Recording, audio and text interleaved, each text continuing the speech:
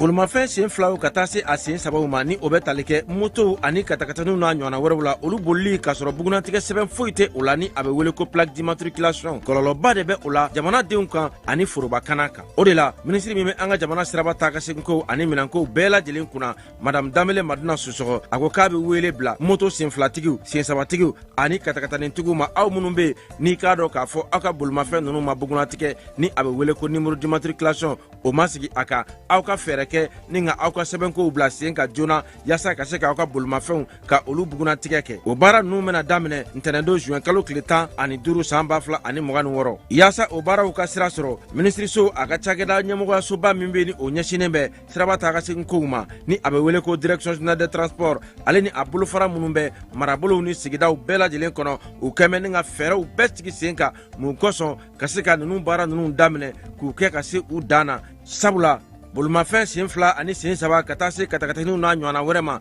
minnu bɛ ni u ma bugunatigɛ fiyewu olu bolili bɛna kɔn mali siraba bɛɛ lajɛlen kan wa maa tɛna bɔ maa la maa minnu bɛ ni olu bɛna i k'a dɔn u tulo gɛlɛya ka ni sariya ninnu sɔsɔ ɲangili bere bɛ ka u makɔnɔ k'a daminɛ sefa wari dɔrɔmɛ 200 la min sarali ye wajibi ye i jɔyɔrɔ la nɛgɛjuru sira fɛ o fɛnɛ kɔfɛ jamana ɲangili sariya ni a bɛ wele ko code pénal la o kɛmɛ ni ka kalo 3 kaso ka o yanga ka bila ka ni maaw makɔnɔ ani fo ka taa se alamani ma min dagosi bɛ taa sefa wari 24,000 na ni alamani ninnu bɛɛ lajɛlen saralen kɔfɛ i ka bolimafɛn a bɛ minɛ i la ni k'a lasago jamana fɛ fo ka taa fɔ i y'a sɛbɛn bɛɛ lajɛlen dafa waati min na a bɛ sɔrɔ ka segin i taya la minisiri min bɛ jamana siraba taa ka segin ko olu bɛɛ lajɛlen ɲɛnabɔli kunna a ko k'a dan bɛ aw ka faamuyaliko ɲuman a n'aw ka faso kanu na.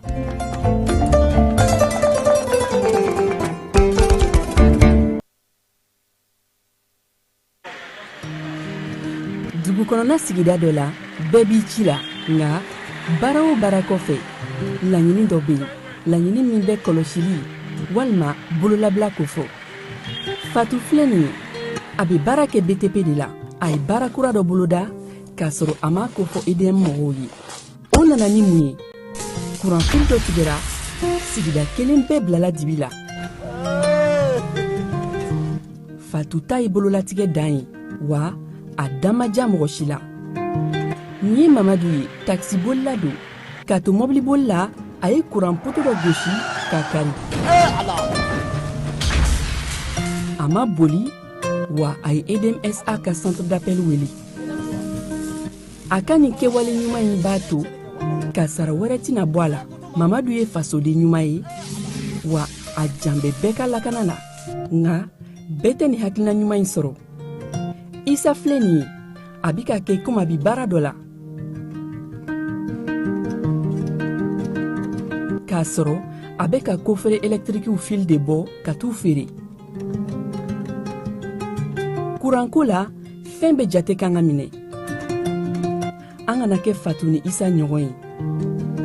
an ka kɛ i komi Mamadu n'aw bɛ fɛ ka dingɛsen baaraw kɛ aw bɛ EDMSA ka service wele waasa aw kana tiɲɛni don dugujukɔrɔ filiw la fasodenw aw kana ɲina ka dantɛmɛwalew ko fɔ kuranko ta fan na aw bɛ weleli kɛ 36077 la walima agence EDMSA mun ka surun aw la.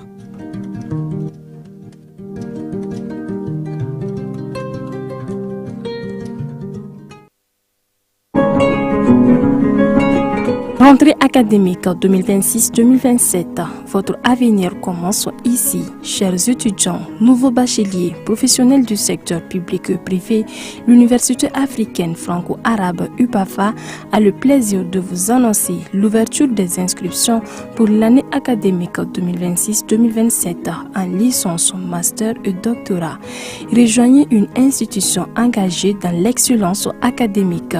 la recherche et la formation de leaders capables de relever les défis de demain. Comme formation disponible en licence, le frais d'inscription et de scolarité annuelle est de 25 000 francs CFA. La formation pédagogique est de 300 000 francs CFA. Quant au master, le frais d'inscription et de scolarité annuelle est de 51 000 francs CFA. Et pour la formation pédagogique est de 500 000 francs CFA par an. Enfin, le doctorat, le frais d'inscription et de scolarité annuel est de 65 000 francs CFA, comme formation pédagogique est de 1 200 000 francs CFA. Les places sont limitées. N'attendez pas la dernière minute pour garantir votre admission. Une seule adresse à retenir, rectorat UPAFA Sotuba à Seya, près du monument de la Victoire. Faites le choix de l'excellence. Construisez votre avenir. Inscrivez-vous dès aujourd'hui pour la rentrée académique 2026-2027. Université africaine franco-arabe UPAFA, ensemble vers le savoir, l'innovation et la réussite.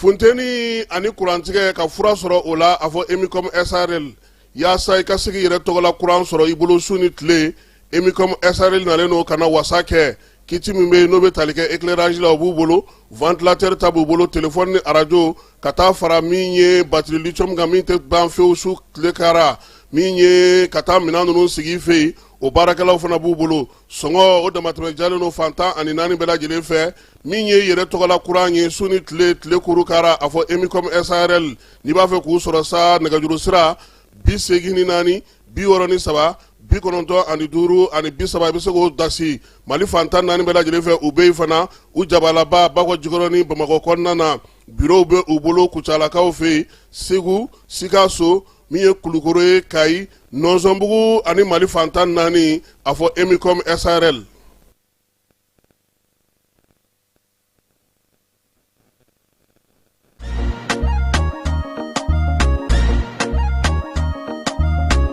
Aw bisimila hôtel Lafiya la n'i ko hôtel Lafiya wulikajɔw bolodalen don walasa aw bɛ se ka lafiya sɔrɔ cogo min na ani hakilisigi aw ka séjour la anw fɛ Mopti yan kɛrɛnkɛrɛnnenya la Mopti Sevare ka kɛ ni kurantigɛtigɛ ye min ye hôtel Lafiya Sevare ale ye wulikajɔw boloda ka se ka min ye awa fɛɛrɛ kɛrɛnkɛrɛnnen dɔw ta walasa aw bɛ se ka lafiya sɔrɔ cogo min na aw ka séjour la hôtel kɔnɔna na n'o ye ka panneau solaire installé min ye kurantigɛtigɛ o degun aw kana o ye séjour la l'hôtel yɛrɛ kɔnɔna na réservation ka kɛ kabi sisan min b'a to aw bɛ se k'aw ka séjour kɛ k'a sɔrɔ tɔɔrɔ tɛ aw kan degun tɛ aw kan hôtel Lafiya. Hôtel Lafiya ale filɛ nin Sevare Bangetaba yanni ka se aéroport sirafara ma station laban i kiniboloya fan fɛ i bi jigin o carré fɛ mètre 200 bɔɲango Hôtel Lafiya ale cokolen bɛ i kiniboloya fan fɛ i bɛ se ka weleli kɛ nɛgɛjuru siraw fɛ 21 42 14 11 76 01 01 98 66 78 72 04 Hôtel Lafiya référence do.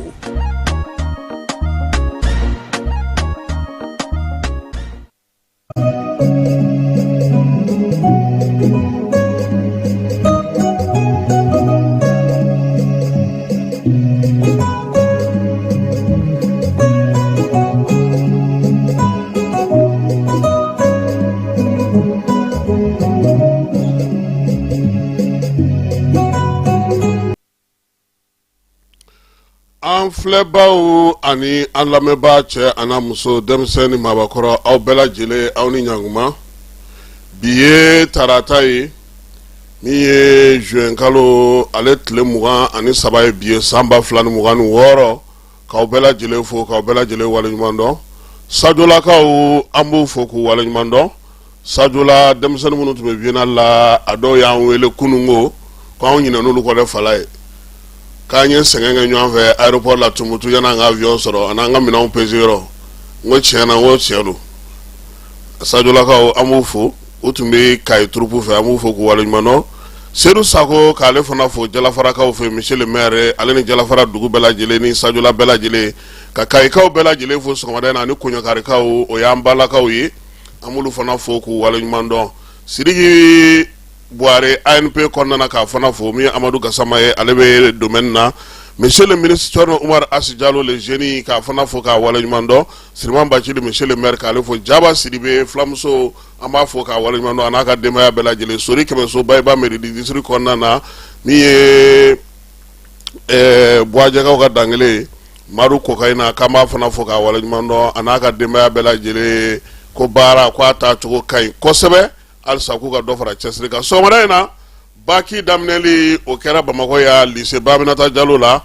premier ministre ale ye enveloppe fɔlɔ o dayɛlɛ denmisɛnw k'olu kala bɛɛ ni kelenya cɛfɔ ni kanbɛ la o baara kɛra kucalakaw fɛ yen miseni ani bɛnkɛ n'o o ye kɔrɔwarikaw ka dugu ye misenikaw olu taara ye bɛɛ ni kelenya bɛ se ka kɛ kuma min na ka kɛ ni dugu dancɛw olu tɔgɔla don ye gawokaw fɛ kɔmana colonel major Karim n'ale bɛ dugukoloko kunna a ye munumunu salo kɛ sa ka dagaw kɔnɔnaw lajɛ ani maa minnu kan ka baara kɛ ani fiskaw fɛ min ye colonel Atayer Mayiga ye ale ye donbolo kɛ dugudenw ye yaasa cogo min na u bɛ se ka da dumunifɛnw olu sɔrɔ jeune kɔnɔna na min ye moto plaki taliko ye sɔrɔdasiw ta u bɛ ka taa kɛ jeune yɛrɛ kuru kɔnɔna na Mali ni Maroc ka bolo di ɲɔgɔn ma sigi ka fɔ min kan ka kɛ an fɛ yan juraw ka labɛnni min kan ka k'o la min ye Ablaye Diop ye ale y'o baabu kɛ kunungo kɛnɛya ko ta nasira fɛ an ka maa minnu ye Sasakawa jɔnjɔn sɔrɔ ale ni Farmasiw ka jɔnjɔn o bɛɛ lajɛlen yirala premier ministre la kunu CMSS ɲɛmaa n'o ye Isaka Kɔnɛ ale bɛ Genève-kaw fɛ nin waati na farafinna ka jɛkulu ɲɛmaaya b'ale bolo ɲɔgɔn dɛmɛ hukumu kɔnɔna na o baara bɛ ka kɛ Genève-kaw fɛ ale kɛlen ka taa farafinna jɔyɔrɔ fa o la kɔkan kibaruyaw Faransikaw fɛ ko min ye maa 10 o tora ji la ka sababuya kɛ funteni lahawta bɔlen don maaw taar'u kɛ ba kɔnɔna na min ye maa 10 ni tora o la Ngilaw ka premier ministre ale ye walan sɛbɛ kunungo Coupe du monde na sa Algérie kunkɔrɔta min ye Messi ye ale ye laada tile Mbappé a fana ye laada tile kunungo min ye Maroc ye k'a fɔ Sénégal ye ale bina kunungo kununta ye jugara fala ye kununta ye ma bɛn dɛ parce que u tun bɛ se ka ninnu gosi nka Sénégal nka u bɛ se ka qualifier o n'u ka match sabanan gagne u bɛ se k'u jigi da 8e n t'a la b'a fɔ cogo min na meilleur 8e tɛ yan u t'o sɔrɔ un meilleur 3e wa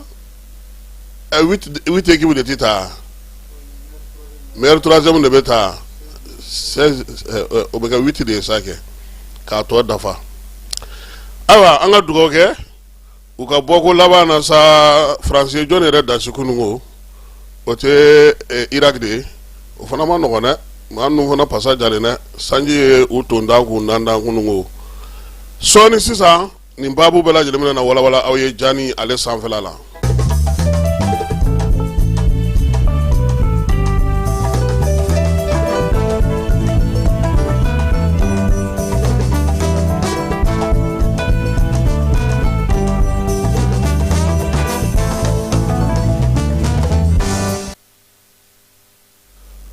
Fala ye wasolongaw ka Jɛnɛba yɔrɔ ko n'i t'a dɔn Jɛnɛba yɔrɔ la an b'a fɔ ko Yɔrɔ Jalo cɛkɔrɔbani kamalenkɔni fɔla ale ko ɲuman sara tɛ se ka kɛ makun ye bi min ye général d'armée Asimi ye ale ka san 5 sɔrɔli hukumu kɔnɔna na Fala ye an ɲɛ b'a la min ye fɛɛrɛ kɛnɛw bɛ ka sigi ɲɛfɔli kɛnɛw bɛ ka sigi ministriw kɛlen ka wulikajɔ boloda ka ɲɛsin jamanadenw ma u n'u ka ɲɔgɔn masala ka kɛ ni baara min sera ka kɛ Asimi fɛ san 5 in ale kɔnɔna na baara a taacogo a kɛcogo jaabi minnu sɔrɔla ministriw bi yɛrɛ anw yɛrɛ kunnafonidilaw welelen don CICB la ko ɲɛfɔli bɛ taa k'an fana ye président ka san 5 anw ka fanfɛla fɛ n'o o ye kunnafonidi ye ko ɲɛfɔli kan ka kɛ o la kosɛbɛ Fala ye ministre bɛ ka wulikajɔ ni cɛsiri min kɛ nin k'a ka kunba ni min ye i b'o dɔn wa président yɛrɛ ka sɔn ka kuma ten sa a k'i sigi a n'an ka kunnafonidilaw k'a ta ɲɔgɔn da ministre y'a ɲɛfɔ cogo o cogo kɔnɔni ka pan tigi bolo de cɛ ka ɲi kosɛbɛ a ka dɔ kɛ bamanankan na ka dɔ kɛ tubabukan na kabini san 5 Asimi ni kunnafonidilaw ma sigi ka kuma ni wari tɛ mɔgɔw kɔni kuma na nka Zeyi u k'a lajɛ u k'a labɛn a yɛrɛ ka na i sigi malidenw fana kumakan mɛn min b'a fɛ a k'a fɔ maaw ye an k'a faamu n'o tɛ ministre y'a fɔ cogo o cogo o tɛ ale yɛrɛ ta fɔlen bɔ dɛ donc an b'o ɲini a ka kunnafonidiyɔrɔ baarakɛlaw fɛ Fala ye san 5 in kɔnɔ an bɛ se ka min fɔ kuma la belebeleba la sa o ye k'a fɔ min ye Mali ka mara taabolo ani ko taacogo Asimi ye o falen k'a daminɛ juin kalo ale tile 7 san 2021 ni a ye kalikan kɛ a y'a yira sa k'a fɔ kuntilenna min b'a la taabolo min bɛ a la ni yɛlɛma min bɛ a la diɲɛmaa ye mun ye ka mun lakɔlɔsi san 5 in kɔnɔna na o ye k'a fɔ Mali yɛrɛ mara tun bɛ cogo minnu na fɔlɔ fɛn minnu tun bɛ yen n'olu ka suma ko minnu bɛ yen n'olu tɛ se ka ɲɛnabɔ joona yɛlɛma donna o dɔw la nka a bɛɛ lajɛlen ma se ka yɛlɛma sabula Mali administration halisa a sen ka girin n'i ye baaraw ta k'a lajɛ laadala bɛɛ lajɛlen tun bɛ min kalama o ye k'a fɔ ko Mali ale bolo tun bɛ Faransi bolo faransi min ni o ye sara sababu ye ka na ni jɛkulu caman ye an fɛ yan yaasa an ka lakana bɛ se ka sabati cogo min na nka Asimi nalen ale ko ko barikani ka taa minisma ka taa o la sa wolomasiri tabaw ye yɛlɛma don u ka baara kɛcogo la min ye fɛɛrɛw ye k'olu sigi sen kan taabolo kuraw k'olu falen min ye maaw ye u ni maa min bɛ se k'u bolo di ɲɔgɔn ma olu fana falen tirikikaw olu bɛ minɛnw bɛ sa olu fɛ yen irisikaw bɛ kɛlɛ la an fɛ yan minɛn bɛ sa u fɛ yen Sini Iran ale ni jamanaba caman min ye Mali ye a kɔni y'a ka daw yɛlɛ olu ye pankuru min ko dɛsɛ tun bɛ yen ale ni drone olu caman sanna lakɔlɔsiliw blendew ka taa se marafafɛnw caman ba ma General Asimi y'i kɔnkan fɔ o la kalo kalo mɔbili falen minɛnw na u bɛ don Bamakɔ kɔnɔna na san 5 in kɔnɔna fana na yɛlɛmali min kɛra kosɛbɛ maaw y'a ye sa k'a fɔ ko min ye kirali min kun tɛ an ka mara kɔnɔna na jamana sera ka o minɛ min ye politiki ko ta na sira fɛ Asimi a ye jamana sariya sunba a y'o fana falen san 2023 o juillet kalo kɔnɔna na ka tila ka sɔn sɛbɛn in a ka baara kɛ an ka jamana kɔnɔ sɛbɛn in yɛrɛ kuma fanbaw bɛ tali kɛ min na o ye dugutigilakaw kabilatigilakaw ka ba don olu la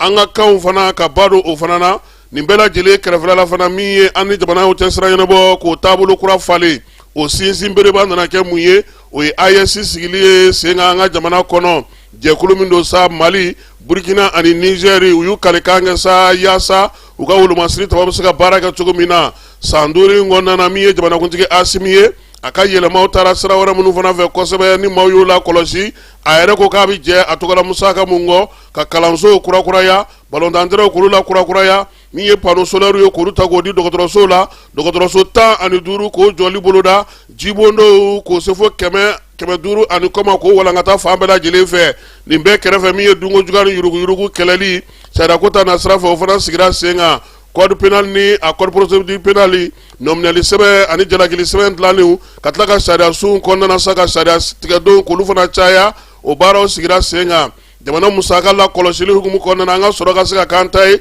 n'o y'an ka dugujukɔrɔ nafa ye code mine kura o sigira sen kan a n'a nagakɔrɔ sɛbɛnw min ye bolofara caman bɔlen don o la bi Asimi ka san 5 kɔnɔna na komina kɔmatɛksi sewukaw fɛ yen min ye wulikajɔ sira ka se ka se nka nɛgɛsira ta o daminɛna o jɔra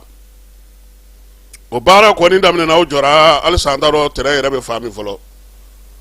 yɛlɛmaw ta na sira fɛ hali bi jamanakuntigi a ko ka nin kura fiyɛ pankuru Mali yɛrɛ k'o ɲini a tɔgɔ la o sɛbɛn kɔni latɛmɛna an ni jamanaw cɛ sira ɲɛnabɔ taama maliden minnu bɛ kɔ kan sɛbɛnko min ye jamana yɛrɛ kun ka fɛn minnu bɛ yen n'olu bɛ kɔ ka kɛrɛnkɛrɛnnenya la passeport k'o yɛlɛma k'o lana Mali yɛrɛ kɔnɔna na k'o baaraw sigi sen kan carte nina ni carte biométrique k'olu bɛɛ lajɛlen sɛbɛnw bɛɛ lajɛlen sɔrɔ an fɛ yan ka denmisɛnninlakaw lawuli k'u jɔ caki yaasa Mali yɛrɛ ka se ka a tɔgɔla sɛbɛnw sɔrɔ k'u baara k'a fɛ yen Asimi ye nin kɛ yɔrɔ minnu bɛ yen sa n'o olu kɔni kɛra bisibasa ye kosɛbɛ o ye tajiko ni kuranko ye halisa min ye jamanadenw ye u ɲɛ jɔlen don ka siraw fana kɔnɔ fala ye min ye san 5 kɔnɔna na fɛn minnu kɛra ni olu ma ɲɛ kosɛbɛ o ye jamanakuntigi yɛrɛ ye siraba dɔw kurumu karili baara kɛ ka birigilen fɔlɔw da fala ye ka i sira bɛ o la halisa o ma ban maaw ɲɛ jɔlen don k'o kɔnɔ min ye panneau solaire o dilanyɔrɔ 3 o fana kabakuru fɔlɔw da la maaw jɔlen don k'o kɔnɔ bibi na maa b'i yɛrɛ ɲininka jamana musaka min ba min bɛ don kuranko la jamana bɛ wariba min don kuranko la o bɛɛ la sa kuran tɛ ka se ka kɛ basigi ni lafiya ye o kɛrɛfɛ tuguni maaw nana mun ye tajiko dɛsɛ nana daminɛ waati min yɛrɛ la aran tɛ jɔ min ye taji min kun tɛ don bibi na min bɛ don ka ca n'o ye kosɛbɛ nka o bɛɛ la aran bɛ jɔ fantan ani 4 bɛɛ lajɛlen fɛ ko tuma na maa jumɛn bɛ nin baara ninnu na an ka jamana kɔnɔ min ye Mali yɛrɛ kɔnɔna na a nana ye fana k'a fɔ ko min ye maaw yɛrɛ de ja gɛlɛyara maaninfin yɛrɛ de ja ka gɛlɛ jamana ye jamana ɲɛmaaw minnu bɛ bolofaraw kunna ko olu taara min Asimi n'o y'a sɔrɔ baarabaw bɛ sen na wulikajɔbaw bɛ sen na a bɛ fɛ ka jamana yɛlɛma ka jamana kɛ taabolo min ye o baaraw bɛ sen na malidenkurako baaraw olu kɛlen don degun ye a bolo sabula n'i ye an ka baarakɛdaw ta n'i y'an ka cakɛdaw ta yɔrɔ o yɔrɔ la fɛnw bloquelen don yen n'u tɛ ka se ka bɔ u nɔ na fo ɲɛmaaw de ka wuli k'u jɔ panoko bɛ o la kuranko bɛ o la tajiko bɛ o la sirabako bɛ o la maaninfin yɛrɛ ka da dumuni sɔrɔli o fana kɛlen don kataba 4 ye bi jamanadenw ko cogo di falen ka don sɔrɔko ta nasira la min ye tunɔkantunɔw ye olu bɛ se ka lafiya cogo min na fɛɛrɛ kɛrɛnkɛrɛnnen minnu sigira sen kan ka se ka dɔbɔ donko juguya ni yuruguyurugu la o ka kɛ tiɲɛ nka maaw yɛrɛ ka o ye ko jamanakuntigi fala ye san nataw la ko a kan ka wuli ka jɔ de kɛ k'a fɔ ne ye nin layidu ta a baara filɛ nin a banna a filɛ nin aw kɔrɔ nin aw ko cogo di o ma tɛmɛ ka bɔ yen n'a ye maa min bila ci la fala ye n'i m'a kɛ a ka f'i ɲɛna e ka taa aw ka so an ye dɔ kɛ ten jajiri fasa dɔ kɛr'o la ten a bɛna ɲɛnabɔ kuma tɛ se ka fɔ maliyɛnw ɲɛna tuguni fala ye fɛn min bɛ yen n'o kan ka falen o y'an ka mara yɛrɛ de kɛcogo ye maliyɛn fanba hakili bɛ fɛn min na o tɛ se ka kɛ ni marakɛcogo in ye cogoya si la ka sɛbɛn don baarakɛyɔrɔw la ka taa munumunu a nɔfɛ ni soma tɛ yen i ka limana tɛ yen u t'a baara kɛ u tɛ kala dɔw ɲinɛ ka bɛnna a ye f'a ka fɔ de ko jɔnni ye e ci ka na hali bi nin bɛɛ la hinɛ fana banna an ka jamana kɔnɔ pewu fala ye maaw tun bɛ hinɛ ɲɔgɔn na an bɛɛ ko an ye silamɛ ye an bɛɛ ka diinɛw n'an ka taabolo b'an bolo nka ala kana sunkalo se dɛ n tɛ san sɔngɔ bɛ da sipiriw ka fala ye maa si tɛ se ka wuli k'i jɔ o de la n y'a f'i ɲɛna o kabini kasange kɛra magoɲɛfɛn ye su tɛ se ka sutura tuguni an ka jamana kɔnɔ n'i taara an ka kaburu dɔw la bi i bɛ masaya segin ala ma kaburu dɔw tɔ tora sa u ka taa su doni yɛrɛ bɔ sa k'a ja ta k'a jira an n'an bɛɛ lajɛlen k'a ye min ye fɛɛrɛw kan ka ɲini mun na o ye o ye dunko juguya ni yuruguyurugu kɛlɛ ka dɔ fara a kan perezan yɛrɛ k'a dɔn k'a fɔ fala ye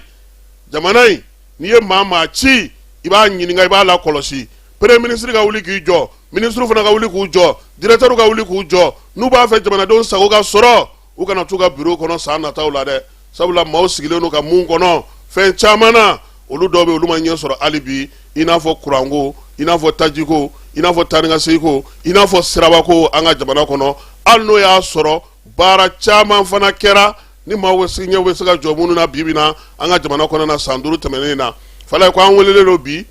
an ka minisiri Alhamdu Agi Ilien ko nɛgɛ kanɲɛ 15 ko kunnafonidilaw k'an ka ɲɔgɔn sɔrɔ CICB kɔnɔ san 5 kɔnɔ min kɛra kunnafonidilaw fana ka hukumu kɔnɔna na seko ni dɔnko hukumu kɔnɔna na farikolo ɲɛnajɛ hukumu kɔnɔna na o bɛɛ bɛna na fɔ bi wulada in na kunnafonidila bɛɛ lajɛlen welelen don o ko kɛnɛ kan.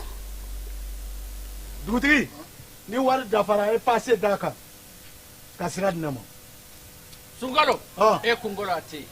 dugu wari ko o d'i ma fo dugu ani dugu o wara t'a de. O kɔni kuma t'a la sa e ka sama mɔnɛ to yen i yɛrɛ ta. Sida Sidi ka numéro filɛ nin wari ci.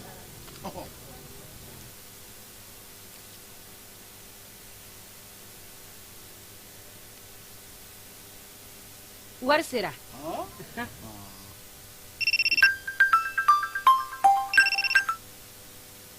Allo i ye wari sɔrɔ o ɲɛna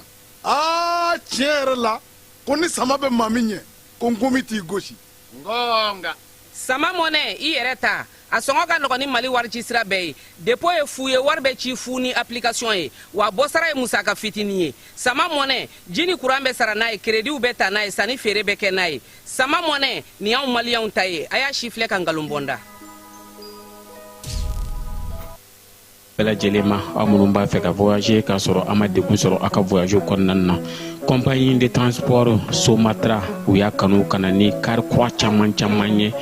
kari minnu dilanna norme kɔnɔna na aw ka lafiya kama a suspension wo a climatisation a siège wo n'i ye kari jɔlen ye foyi tɛ jigin kɔnɔ i bɛ se ka don a kɔnɔna na cogo min na Somatra e ka kari Somatra ne ka kari Somatra anw ka kari o hukumu kɔnɔna na kari ninnu bɛ sira ta don ko don Bamako Segu San Moti Kucala ka taa se Sikaso ma Keɲeba Kita u ma ɲina Yoro di Sahel maaw kɔ ka taa se Kolokani Jijeni fo ka taa se Bɛnma ma Somatra fiɲɛ foroko Somatra ka wuli hɛrɛ la ka se hɛrɛ la ayiwa kiliyanw aw bɛ cakɛda mun sigilen bɛ adamaden tɔgɔ la kunnafoniya lakanali kama Mali la n'a bɛ f'a ma ko autorité de protection des données à caractère personnel APDP u kɛlen don ka wulikajɔba daminɛ Bamakɔ suguba kɔnɔ wulikajɔ in laɲini ye jumɛn ye ka ɲɛfɔli kɛ ka fɛsɛfɛsɛli kɛ ani ka suguba kɔnɔ mɔgɔw dɛmɛ ka formalité déclarative ka se ka o musaka sara ka sɔrɔ wuli ka bɔ o sigiyɔrɔ la formalité déclarative bɛ se ka ta vidéo surveillance kan a bɛ se ka ta gestion clientèle kan a bɛ se ka ta gestion de la paix kan o n'a ɲɔgɔnna caman missionnaire ninnu u labɛnnen don APDP gilet la ka APDP bati d'u ma ka tila ka ordre de mission officielle dilan ka d'u ma formalité déclarative ninnu a musaka bɛɛ lajɛlen bɛ se ka sara trésor pays fɛ trésor pays ye falandɛrɛ dayɛlɛlen ye jamana ɲɛmaaw fɛ walasa jamana kɔnɔdenw bɛ se k'u ka redevance bɛɛ lajɛlen sara ka sɔrɔ u ma wuli ka bɔ u sigiyɔrɔ la trésor paye bɛ labara i ka téléphone ou bien ordinateur fɛ o musaka ninnu sarali a jagoyalen don APDP agent kan u ka reçu d'i ma reçu min sanfɛ i b'a ye i ye musaka min bɔ i y'a bɔ kun min na QR code dɔ b'a la i bɛ se k'o scanner walasa ka a sɛbɛntiya k'a fɔ k'i ka sarali ɲɛna APDP b'a da jamanakɔnɔdenw tulo kan k'u ka agent minnu bɛ terrain kan u labɛnnen don ni gilet ye ka tila ka APDP badge d'u ma ani APDP ordre de mission officielle nin wulikajɔ in fɛ APDP bɛ ka service gɛrɛ jamana kɔnɔdenw na walasa adamaden tɔgɔ la kunnafoniya lakanali bɛ don ba la an ka jamana kɔnɔ. Kunungo min ye baki ɲɔgɔn dan ye o daminɛna Mali fantan ani 4 bɛɛ lajɛlen na min ye Bamakɔ ya lycée min tɔgɔ dalen don Ba Aminata Diallo la premier ministre ale taara ye maa minnu bɛ ɲɔgɔn dan la o ye maa 747 ye musolakaw olu ye maa 292 ye min ye kalanda ɲɔgɔndan ye sabu ka kɛ so min kɔnɔ o ye so 25 ye écoleden 30 olu de bɛ bilalen do classe kelen kɔnɔna na surveillant 50 o de bɛ min ye maa 2 ye olu bɛ ka lakɔlɔsili kɛ premier ministre ale selen ye sa a yirala k'a fɔ ko ɲinan baki yɛrɛ bɛɛ lajɛlen maa 146 206 o de bɛ ɲinan baki la musolakaw kɔni olu jɔyɔrɔ ye maa 71 755 ye premier ministre ale kɛlen ka enveloppe dayɛlɛ ministre min bɛ kalanko kunna ani jamana ministre caman se mara ɲɛmaaw ma a ye a yira denmisɛnw na u k'u cɛsiri k'u jija sabula min ye ɲinan san ye n'o ye san 2026 san 2027 o kɛlen no kalan ani seko ni dɔnko ye u bɛ se min na u k'o kɛ u ye kalan mun kɛ yaasa ka se ka mɔnɔbɔ u yɛrɛ la a kimɛli kɛnɛ de ye nin ye a y'a ɲini karamɔgɔw fana fɛ sa u ka dɔ fara min ye lakɔlɔsili kan kosɛbɛ jaabi ɲuman bɛ se ka sɔrɔ cogo min na i n'a fɔ jamana ɲɛmaa ye a ɲini u fɛ cogo min na kalan ka kɛ basigi ni lafiya o kɔnɔna na fala ye n'an bɔra ye an bɛ taa min ye ɲamanakaw fɛ yen ɲamana dugukɔrɔ la kalanso dɔ dayɛlɛla ye a bɛ fɔ ma sa ko ekɔli kɛyɛrɛ ye ekɔliso ni o ye skulu dili ye dili ale kɔni dayɛlɛla sango nka ɲina a ka denmisɛnnin 6 o de taara min ye dɛfu kɛ 5 o ye se sɔrɔ denmisɛnnin minnu bɛ u fɛ sa olu bɛ ka san laban ɲɛnajɛ labɛn o min ye sibiri nata ye ni kalo tile 27 a bɛ k'u yɛrɛ ka kalanso la kabini nɛgɛ kanɲɛ ta waati kalan ɲɛmaaw y'a yira yen fana k'a fɔ sa min ye san wɛrɛ kalanta ye u bɛ k'o daminɛ n'o y'a sɔrɔ san tɛmɛn'o la sa n'i nana i den tɔgɔ sɛbɛn sa o sa i b'a tɔgɔ sɛbɛn ko kura ye ko tɔgɔ sɛbɛnni ko kura k'o bɔra la denmisɛnnin minnu tɔgɔ sɛbɛnna siɲɛ kelen olu bɛ se ka kalan kɛ yen kura minnu bɛ na sa olu de tɔgɔ bɛ sɛbɛn o la sa u ka kalan ɲɛmaaw an n'olu ye ɲɔgɔn sɔrɔ Fuseni Dawu ale ye min sɔrɔ ka fɔ Falaye ka kuma bara la an ka jɛ ka o lamɛn. Ne tɔgɔ ye Fuseni Dawu ne bɛ baara kɛ ekɔliso Dilika School la Dilika School ye ekɔliso ye min sigilen don Ɲamana dugukɔrɔ la deuxième terminus ani deuxième terminus sugu yɔrɔ man jan ayiwa an ka ekɔliso in dayɛlɛla l'année scolaire 2024-2026 a dayɛlɛla o kɔnɔna na donc an ka ekɔliden kunfɔlɔw kɛra maa 60 dɔɔnin mais an ka baara ɲɛ kosɔn mɔgɔ caman samana ka na bon a ɲina an ka effectif taara mɔgɔ 100 ani mɔgɔ 28 na alhamdulillah an ka ɲina san o jara parce que an bɛ se ka fɔ ko an ye résultat ɲuman kɛ par rapport de l'examen an ka classe minnu bɛ n'olu tɛ examen na fɔlɔ an yɛrɛ y'a constaté vraiment u ka kibeli minnu kɛra a jaabiw ɲɛna kosɛbɛ donc examen fana na n'o ye DEF ye donc an ni maa 6 de taara minnu taara présenter DEF la mais ala barikala maa 5 tɛmɛna maa 1 de ma se ka tɛmɛ ayiwa an bɛ san laban ɲɛnajɛw labɛnni baaraw la an ye caman k'a la wa fɛn caman b'an bolo ka na yira denmansaw la ani mɔgɔ minnu bɛ na ka na an lajɛ an bɛ wele bila bɛɛ ma k'u ka na an ka ɲɛnajɛ in kɛ ɲɔgɔn fɛ sabula fɛn caman de b'an bolo ka yira u la jɔnjɔn b'an bolo ka di ekɔlidenw ma ekɔliden minnu kɛra se sɔrɔbaw ye kilasiw kɔnɔ u ka kimɛliw la donc an bɛna jɔnjɔn dɔw di olu ma o kokumu kɔnɔna na et puis ka dɔw b'an bolo ka na di denmisɛnninw ma fana k'u lanisɔndiya san laban baaraw kɔnɔna na ayiwa san kura 2026-2027 san an bɛ k'a labɛn fɛn dɔw tun bɛ a la minnu bɛ ka denmansaw sɛgɛn dɔɔni donc an yɛrɛ ye hakili jagabɔ k'a kan n'o ye tɔgɔ sɛbɛn kura ye i n'a fɔ denmisɛnnin minnu bɛ an ka kalanyɔrɔ la yan ka segin k'u tɔgɔ sɛbɛn kura ye denmansaw tun bɛ ka kuma a ko kan kosɛbɛ an ye hakili jagabɔ k'a kan an ye o bɔ a la donc minnu bɛ yan déjà olu tɛ tɔgɔ sɛbɛn bilen n'o y'a sɔrɔ minnu bɛ na kura ye sisan olu de bɛna tɔgɔ sɛbɛn. Ayiwa anw fɛ yan ka daminɛ jardin d'enfant na petite section ka taa bila fo an ka 9e na an ka tɔgɔ sɛbɛn saraw bɛɛ bɛ bɛn 3000 ma. O ye 3000 ye. I mana kɛ niveau la 3000 tɔgɔ sɛbɛn sara ye 3000 ye. Ok san kɔnɔ n'i ye tɔgɔ sɛbɛn kɛ ka ban papier damadɔ bɛ yen an bɛ olu fana ɲini aw fɛ a bɛ na n'olu ye parce que i tɛ se ka denmisɛnnin ta ten n'i ma a ka bugunatigɛ sɛbɛnw sɔrɔ an bɛ olu ɲini i n'a fɔ an b'a fɔ min ma wolo sɛbɛn o bɛ na n'an bɔra yen min ye a tigi ka kunkolo photo den4 pour que ka se ka denmisɛnnin dɔn ka ɲɛ ka enregistrer an ka machine kɔnɔ i bɛ na ni kunkolo photo den4 donc ka bɔ yen i bɛ na ni a ka carnet de santé n'o b'a la i bɛ na n'o ye ka fara parent yɛrɛ ka denmansa yɛrɛ ka pièce d'identité copie kan a kɛra civil ou bien a kɛra carte nina ye ou bien carte biométrique i bɛ na n'o copie ye ani denmisɛnnin bɛ fɛ ka bɔ classe wɛrɛ la ka na yan donc o la an mago bɛ jɔ a ka o kimɛliw kuru la n'an b'a fɔ o ma bulletin a ye moyenne min sɔrɔ o bulletin kan donc an bɛ fɛ ka o ye fɔlɔ ka sɔrɔ ka den tɔgɔ sɛbɛn bon o bɛɛ bɛ dépend jumɛn na walasa an ka se ka den ka niveau dɔn an bɛna cɛsiri minnu kɛ ka se ka a kunbɛ ka ɲɛ ka se ka a pɔtɔpɔtɔ walasa a ka faamuyaliko ɲuman sɔrɔ o de la an bɛ o sɛbɛn ninnu ɲininkaliw kɛ bon ni tɔgɔ sɛbɛn papier kow bɔra yen an ka san kalo sara an bɛ kalo sara ɲini masaw fɛ u ka sara kalo 3 donc kalo 3 n'an b'a fɔ o ma trimestre donc jardin niveau la o ye 7000 ye n'an taara premier cycle niveau la ka daminɛ première année la ka taa bila 6e na o ye 900 ye ka daminɛ 7e fana na ka taa bila 9e na olu ye 1000 ye kalo 3 o ye kalo 3 kalo sara ye n'an b'a fɔ o ma trimestre ayiwa n bɛ welekan min da ka taa denmansaw yɔrɔ n b'a f'u ye n ko Dilika school nana ɲamana lafiyali kama Dilika school nana Mali yɛrɛ lafiyali kama sabula ni ko sigida ka yiriwa sigida ka ɲɛ i b'a fɔ ko kalan donc o la an nana ka na ɲamanakaw lafiya donc denmansaw ka na ka n'u denw tɔgɔ sɛbɛn an bɛ yan u ka bila la u mago mana jɔ kunnafoni fɛn fɛn na u bɛ na ka na a kunnafoni ɲini an fɛ ala barika la an bɛ yan an b'u jaabi an b'u kunbɛ ko cogo ɲuman na walasa ka jaabi d'u ma u mago bɛ jaabi min na donc ka se ka denmisɛnnin ninnu pɔtɔpɔtɔ ka kalanko cogo ɲuman d'u ma ni ala ka jɛn ye.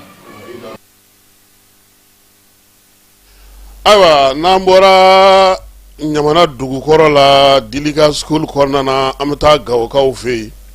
kɛlɛdagatigi kura n'o o ye Maliko dugukoloko ye colonel major Karimu Traoré ale ye nin kalo in tile 17 n'a ka taa sa tile 20 ma a ye wulikajɔ kɛ sa maa mun bɛ n'anu bɛ baara kɛ Gawo kɔnɔna na kɛrɛnkɛrɛnnenya la Gawo kɛlɛdaga kɔnɔna na sa a taara ɲɛda olu kan Teatre S maaw bɛ o la pankurojigi kɛnɛ bolo 3nan sɔrɔdasiw ka furakɛlikɛyɔrɔ minnu bɛ yen gouverneur ale ni dugu magobaw ani wolomasiri taba ɲɛmaa minnu bɛ dugu yɛrɛ kɔnɔna na a y'i ɲɛda ninnu bɛɛ lajɛlen kan n'u bɛɛ lajɛlen kumana min ye Karimu ye a y'a yir'u la sa k'a fɔ colonel major Karimu a ko k'u bɛɛ lajɛlen ka baara ye kelen u ka sɔn k'u bolo di ɲɔgɔn ma laɲini ye min ye u bɛ se ka sabati cogo min na Gawokaw a y'a ɲini u fɛ sa bɛɛ ni kelenya cɛfɔ ni kanbɛn u ni wolomasiri tabaw ka olu kɛ ɲɔgɔn fɛ Kidalikaw fɛ yen min ye Kidal marabolo kɔnɔna na sɔrɔdasiw sigiyɔrɔ 7nan min bɛ yen o bɛ ANEFIS ale dugu kɔnɔ bi o ɲɛmaa bɛ maa min bolo o ye colonel Atayɛri Mayiga ye olu ye donbolo kɛ kari tɛmɛnen ANEFIS kaw olu ye min ye balo ye furakɛliw k'olu fana sigi sen kan baara in bɛ tali kɛ sa wolomasiri tabaw ka dɛmɛ ni dɛmɛ tali la ka ɲɛsin dugudenw ma maa minnu bɛ sa n'olu ye donbolo sɔrɔ o bɛɛ lajɛlen kɔni ye malo kilo 50 min ye semulu ye o kilo 20 kilo 25 kilo bidon 20 litres o litre 5 o bidon o fana di u ma sukaro o fana dira maaw ma n'o ye sukaro paquet 10 ye guwa bɛɛ lajɛlen ye o sɔrɔ ka kɛ ni min ye sɔrɔdasiw ka donbolo ye Sufi Ulde Bayi ni ale yɛrɛ ye ANEFIS maire ye a ye wolomasiri tabaw fo ka waleya ɲuman in na commandant yɛrɛ n'o o ye commandant région militaire numéro 7 ye sa Atayɛri Mayiga a ko nin bɛ tali kɛ olu ni dugudenw ka ɲɔgɔn faamuya ko cogo la sabula lakana bɛɛ lajɛlen tɛ ka marifa ta min ye dunkafa ka sabati kɛnɛya ka sabati wolomasiri tabaw fana jɔyɔrɔ bɛ o la kosɛbɛ u se ye min ye o ye nin ye ka d'u ma k'a ɲini fɛ fana wolomasiri tabaw k'u dɛmɛ kibaruya ɲɛnamaw la yaasa dugu ani olu yɛrɛ ka sigi n'u ka taa ni ka segin n'u ka baaraw bɛ se ka nɔgɔya cogo min ye maire ye a ko ale kɔni bɛ se ka fɔ tare ANEFIS kɔni kɔnɔna na nin ye a san 3 ye basigi ni lafiya o bɛ olu kan bi min ye ala ni wolomasiri tabaw sababu sabula kabini olu ka bɔlɔ turu ye san 2023 yan'u ka taa kidali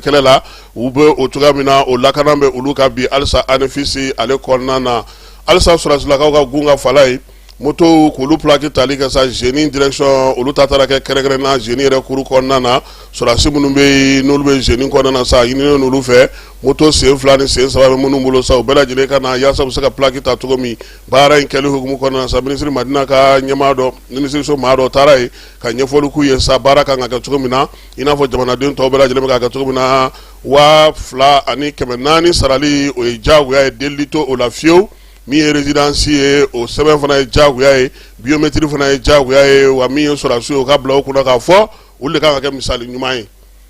bɛɛ kan ka se ka fɛn fili sɔrɔ fɛn na fala fɔ olu o la n'olu ka bolifɛnw lakanana ka plakiw ko la maa tɛna se ka kuma yɔrɔ sɔrɔ jamanaden tɔw ma n'an bɛ te fan fɛ an bɛ sɔrɔ ka na jamana kɔnɔna kibaruyaw la.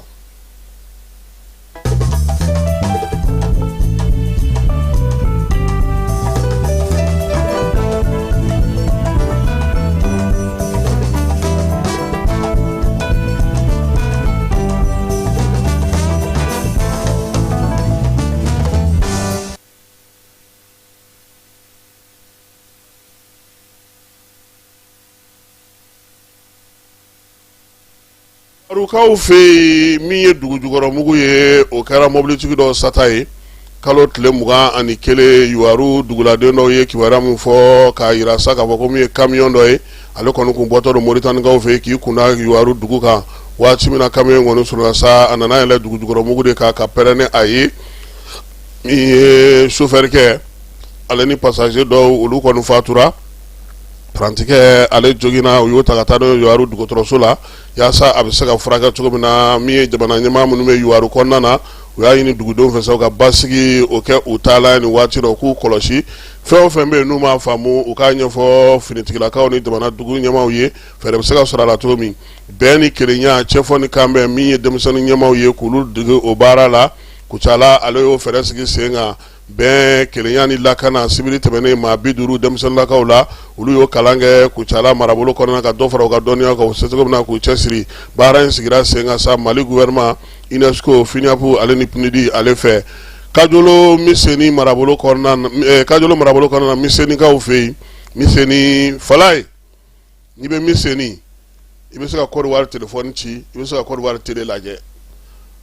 Côte d'Ivoire fana fan fɛ Mbengekaw olu fana bɛ se ka Mali téléphone ci u bɛ se ka Mali télé lajɛ olu fila min bɛ dancɛ bɔ sa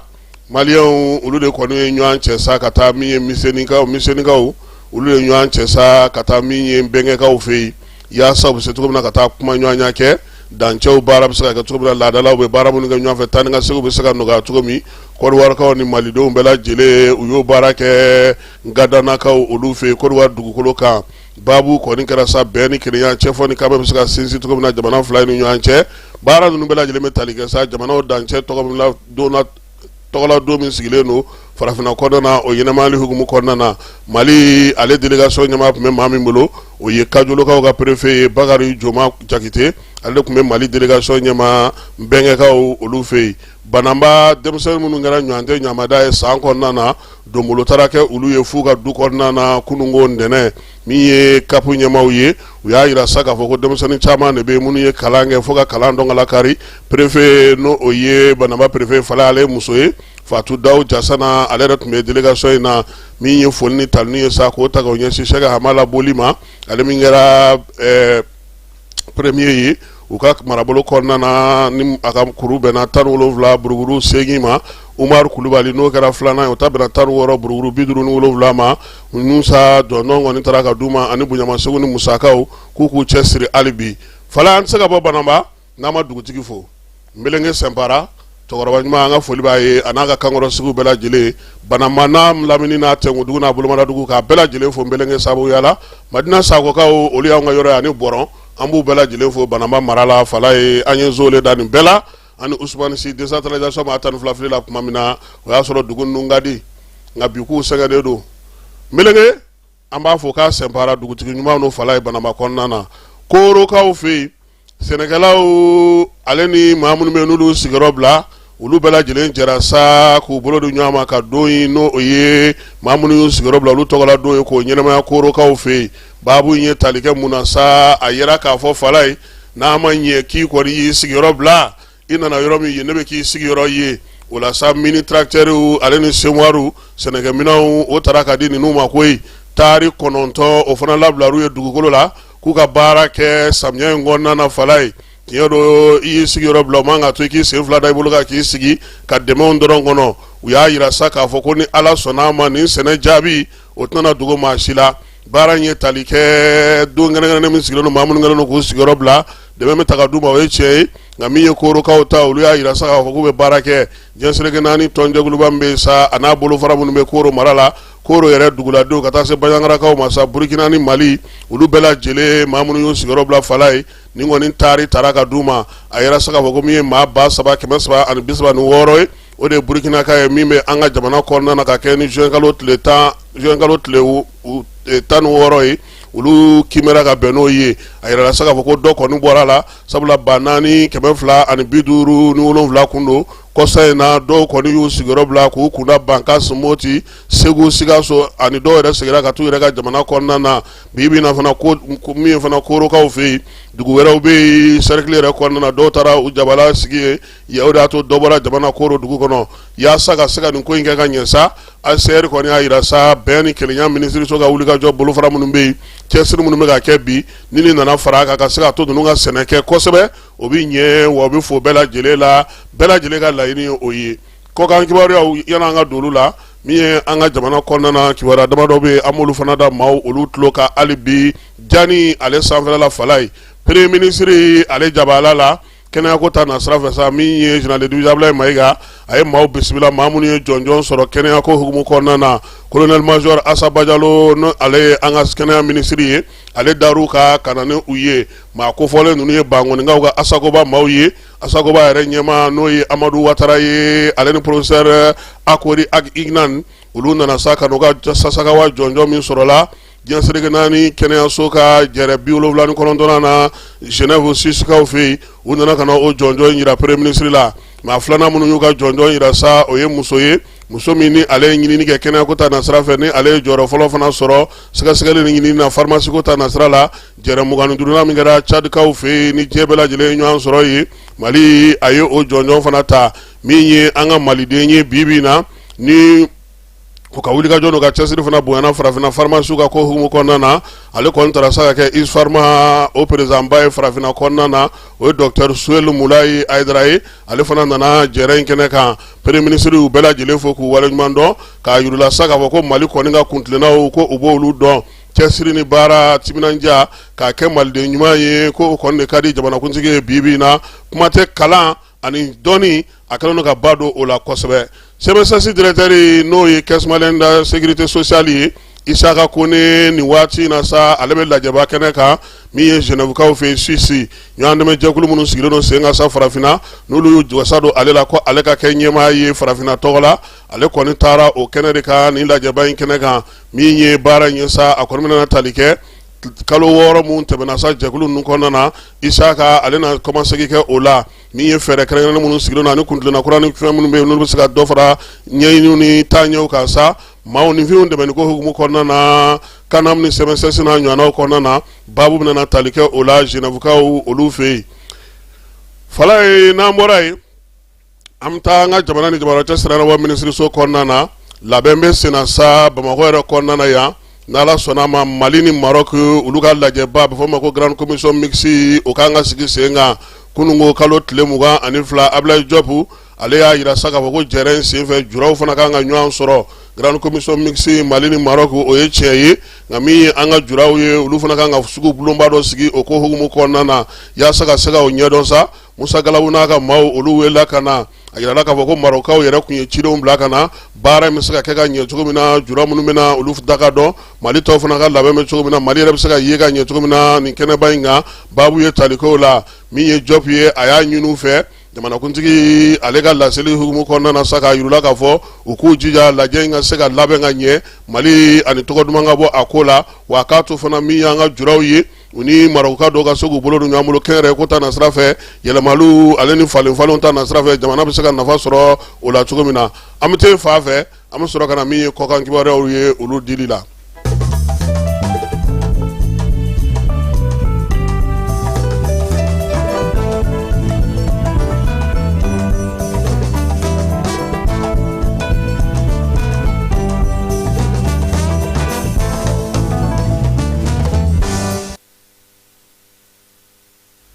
Fala ye hijita bana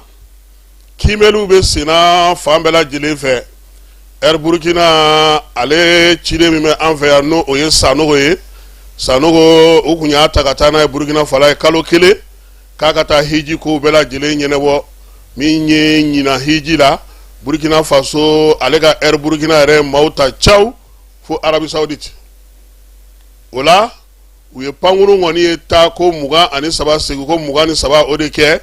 min ye Wagadugu ani Bobo Julaso o ni Arabie Saoudite ni ɲɔgɔn cɛ o la sa Sanogo ale de kɔni o baaraw bɛɛ lajɛlen kɛ u taara ni hijiden 7,400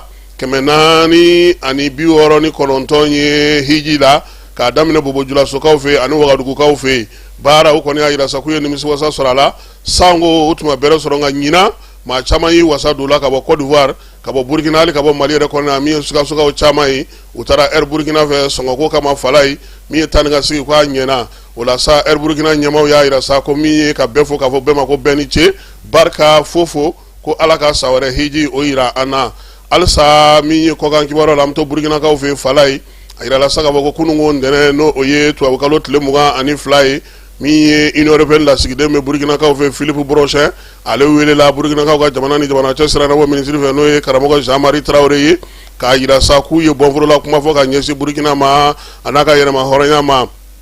lasigiden lamɛnlen kɔfɛ ani ci fɔlen a y'a jira sa ko a y'a mɛn ni Ala sɔnna ma Burkinakaw ye laseli min k'a ye a na commencé kɛ Union européenne jabala maaw bɛɛ lajɛlen ye wɔlɔfɔw fɛ olu ka wasabulon kɔnɔna na sa jɔyɔrɔ bɛna falen min ye Ousmane Sonko ye ni ale kɛra ɲɛmaa ye wasabulon kɔnɔ maa min n'o ye jɔyɔrɔ d'ale ma sa Maliki Ndiaye ale bɛna na kɛ dangan fɔlɔ ye min ye dangan filanan fana bɛna na di Cɔrɔnɔn Bake ma sabula min ye maa wɛrɛw ye olu fana ye walan sɛbɛn u ka tɔn hukumu kɔnɔna na yaasa ka se k'u jɔyɔrɔ di maa wɛrɛw ma o la sa min ye wasabulon ye ɲɛda kura bɛna na di a ma a jɔyɔrɔko la u ka jamana ale kɔnɔna na République démocratique du Congo kaw fɛ yen Ebola bana kɔni k'a kɛra 1003 ye min kɔni yera maaw la maa 254 o de fatura u y'a jira sa kɔni k'a fɔ ko bana in kɔni k'a bɛ se ka walankata ka taa fa bɛɛ lajɛlen fɛ sisan fo fɛɛrɛ ka sigi Ethiopikaw ka premier ministre n'o ye Abiy Ahmed ye ale kɔni y'a danganiya sa k'a jira sa k'a fɔ ko a bɛ se ka jamanakuntigiya ɲini siɲɛ 3nan na sabula olu fɛ yen premier ministre de ye jamanakuntigi ye Fala ye a ka tɔn kɔnɔna na n'o ye parti prospérité ye a yirala sa k'a fɔ k'olu y'u ka jɛrɛ 7nan kɛ jɛrɛ 7nan kun cɛla ni kalata min ye bɛɛ lajɛlen y'i bolo ɲɛsin Abiy Ahmed ma ko ale ka tɛmɛ ni kow ye o b'a jira sa kalataba nataw la ale tɛna gɛlɛya sɔrɔ o la sabula bɛrɛbɛrɛlitɔ min don ale ka bon ni tɔw bɛɛ lajɛlen Faransikaaw fɛ funteni bɔlen don bɛɛ lajɛlen bɛ nɛɛma ɲini na yaasa bɛ se ka nɔgɔya sɔrɔ cogo min na o la sa maa caman bɛ yen sa olu kɔni kɛlen don k'u ɲɛsin Kouadiou ale ni babolofaraw ma ale ni yɔrɔ minnu bɛ yen sa n'olu ye gun kɔnɔnaw ye yaasa bɛ se ka t'u ni lafiya cogo min denmisɛn dɔw de sa k'olu kɔni taalen filɛ nin ye sa baji de la koyi Kouadji la sa kɛ babolofara dɔ don olu taara o de la Faransikaaw fɛ Fala ye denmisɛnnin 10 o de nɔɔna olu de fatura dugudenw y'a jira sa k'a fɔ ko fo fɛɛrɛ ni dabali ka tigɛ maa minnu bɛ yen n'u bɛ don ji la u kana taa yɔrɔ la yɔrɔ minnu ka dun kosɛbɛ yaasa min ye lakanabaaw bɛ se k'u lakɔlɔsi cogo min na Faransi kɔnɔna na Keir Starmer na ale ye Ngilɛw ka premier ministre ye a y'a jira sa ko ale kɔni ye walan sɛmɛ nka a bɛ to a nɔ na fo juillet kalo tile 9 yanni a nɔrɔbilaba o ka sugandi u ka jamana kɔnɔ Kanadakaw fɛ yen muguci dɔ kɛra Montrealkaw fɛ yen min ye Montreal dugu kɔnɔna na sa a yira sa k'a fɔ ko kin min bɛ yen n'o ye jufu ka kin ye muguci in kɔni senfɛ maa 3 o fatura sigana bɛ maa dɔ la k'o ye polisi ye o bɛ a la filanan wɛrɛ bɛ yen o fana kɛra o nɔgɔnin fana fɛ min ye maa 3nan ye sa a yirala k'a fɔ ko kɔni ye kin maa yɛrɛ de ye kin min n'o ye Côte de Neige ye ale kɔnɔna na ye halisa ko sɛgɛsɛgɛliw bɛ sen na sabula yɔrɔ in kɔni n'o ye jufu ka kin ye jagokɛyɔrɔw ni restaurant baw bɛ a yɔrɔ la kunnafoni lamunu y'a yira sa ko jasira ngoni barka boyanen no ye an no y'a sɔrɔ maa minnu ye nin waleya ninnu kɛ ko n'olu bɛɛ lajɛlen fara waleya in nɔfɛ o fɔra kunnafoni dila u ka polisi ɲɛma ale ye min fɔ n'o ye Fadi Dagɛri ye kibakaw fɛ jɔrɔna fɛ min ye kiba ɲɛmaw ye olu kɔni u ka mara bolo dɔ jigi pewu ka dɔbɔ jamana yɛrɛ fanga la u y'a yira sa ko kɔni bɛna ni kɔlɔlɔ ye min y'a sɔrɔ sa bi lamɛrikaw kɔni wulilen no kiba nɔfɛ ko f'u ka yɔrɔ in kɔni minɛ duguden caman y'a yira sa k'a fɔ ko min ye nin ko in ye k'u ye jamana fanga dɔgɔya kojugu wa ko min ye Amɛrikaw ye o tɛna n'a to k'u to yen cogoya si la fala an bɛ t'e fan fɛ an bɛ sɔrɔ ka na coupe du monde k'ale kɛ ka kow kuncɛ.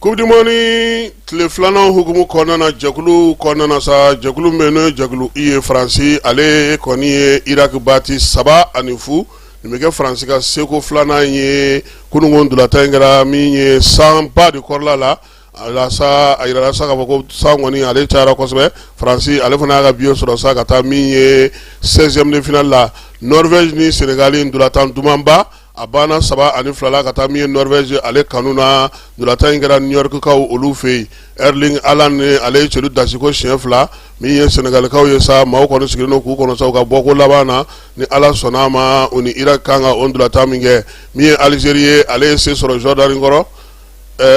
Argentine ale ye se sɔrɔ Autriche kɔrɔ o kɛra 2-0 ye Albiceleste andolatanaba n'o ye Lionel Messi ye celu 2 bɛɛ lajɛlen dasira ale fɛ olu fana ka tigɛ sɔrɔ sa ka taa 16e de finale la Algérie ale fana ye se sɔrɔ Jordan na 2-1 min ye arabuw ye nin na fisaya u ma kosɛbɛ sabula nin na ni kura fiyɛ u la groupe G kɔnɔna na sa Egypte ale ye 3-1 kɛ Nouvelle-Zélande la min ye Egyptiens ye olu fana bɛna kunkɔrɔta u ka jɛkulu kɔnɔna na a yira sa k'a fɔ ko ndolatan 4 mun bɛ bi tile kɔnɔna na sa o ndolatan 4 olu de filɛ nin ye Portugal fale k'i jija bi ka se sɔrɔ Uzbekistan kɔrɔ groupe K o kɔnɔna na Angleterre ni Ghana o bɛ kɛ nɛgɛ kanɲɛ 20 waati maa caman sigilen don ka ndolatan min kɔnɔ kosɛbɛ o ye nin ye Panama ni Kurasi o fana bɛ kɛ nɛgɛ kanɲɛ 23 Colombie ni RD Congo o ye su araba konjo ye 2h du matin o bɛ kɛ Mexicaw fɛ Guadalajara ndolatan kɛnɛ na n'i ye farikolo ɲɛnajɛ in ta k'a lajɛ sa i b'a ye k'a fɔ sa min ye Ghana kɔni ni Angleterre ka ndolatan ye maaw sigilen don k'o kɔnɔ Boston kaw fɛ yen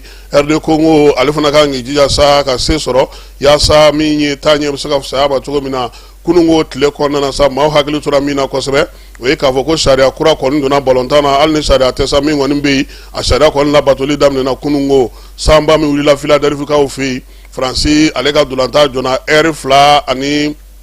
miniti 10 ɲɔgɔnko min ye ndolatan ye sa a mi-temps 1 ni 1 ni ɲɔgɔn cɛ kɔni sa heure 2 ni miniti 10 o de donna u ni ɲɔgɔn cɛ denmisɛnninw n'o ye joueurs ye sa n'o y'a sɔrɔ miniti 15 o de ye sɛgɛnnafiɲɛbɔ ye sen ta kɛra heure 2 ye ko yalama a bɛna na kɛ sariya ye wa mɔgɔ bɛ ka ɲininkali kɛ ko nin yɛrɛ ka fisa sabula min ye san tigɛlen maa minnu bɛ sa ni olu kɔni bɛ ndolatan tɛrɛ ninnu kɔnɔna na sa ɲinini olu fɛ k'u ka bɔ sanji kɔrɔ pewu ko sabula kaba pɛrɛn o bɛ a nɔfɛ fana o la sa dogoyɔrɔ ɲinina u bɛɛ lajɛlen ye joueurs kɔni tora vestiaire kɔnɔna na olu n'u ka dege karamɔgɔw ni FIFA ni ɲɛmaabaw bɛɛ lajɛlen bɛɛ ye tɛrɛn kɔnɔna bila nka waati min na san bɛ ka jɔ tuma min na fana u nana bɔ ni minɛn camanw ye min ye Amɛrikaw ye u ye minɛn belebelew bɔ sa yaasa cogoya min na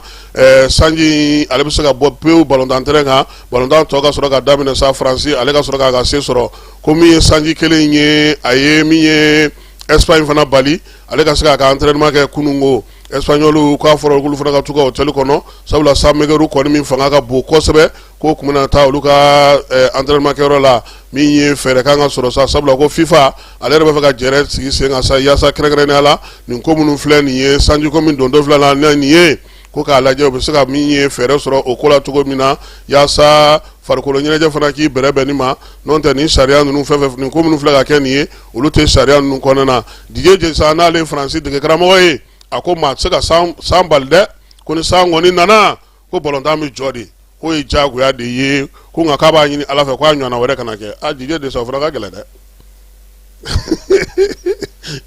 o ka gɛlɛn dɛ sɔgɔmada in na an b'an ka kunnafoniw kuncɛ a fala ye min ye ekɔliso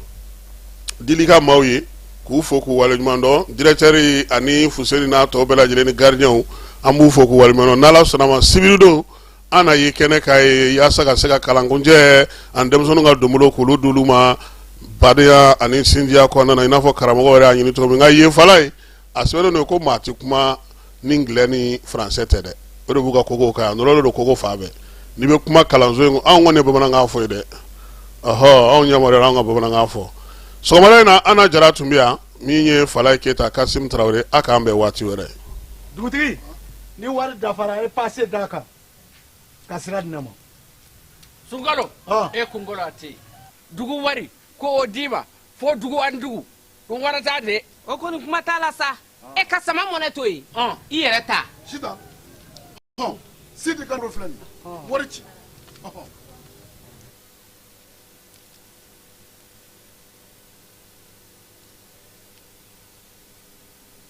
wari sera